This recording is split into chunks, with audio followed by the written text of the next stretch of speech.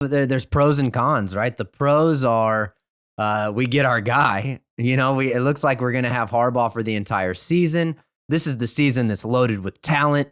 We want to be just hitting on all cylinders from game 1 all the way to hopefully what ends up being game 15 in Houston, Texas, the national championship, which all Michigan fans are getting geared up for. But then you start to let it settle. You start to have some lingering thoughts about, okay, what does this mean? Well, it means that it's not going away. Whereas with the previous resolution, it would have been, okay, week 5 rolls around and everybody sort of forgets about it, right? And that really, that probably would have been nice to have some resolution.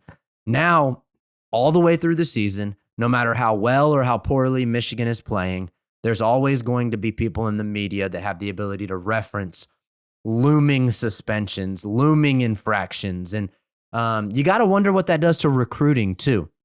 So does it mean that Harbaugh might be in deeper shit than we realized? I don't think so necessarily. I think that there's still, it's still basically the same amount of information as we always had. I think that Harbaugh did rub some people the wrong way, and so they're having trouble coming to terms with it. It could very well mean that Harbaugh is going to beat this thing entirely, right? Like that might be the other thing. So it could go either way, but it definitely means that it's not going away anytime soon. So there are the skeptics and the people out there saying, well, it's not even going to matter. Harbaugh is going to be off to the NFL next year. He's going to get one more season in, push this thing, into 2024 and then dip out and go to the NFL. So of course, these narratives are going to build. Any time there's an opportunity for Harbaugh to the NFL narratives to build, they're going to.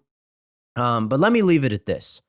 I 100% am behind Michigan. I'm 100% behind Harbaugh. I think there is a lot of hypocrisy and inconsistency in the way that the NCAA handles these situations. But with that being said, I would be lying if I said that this doesn't affect me as a Michigan fan and follower. I really don't want my team to be under scrutiny. I really don't, I really don't want the potentially the greatest team that we've had in my lifetime to be dealing with this extracurricular off the field stuff.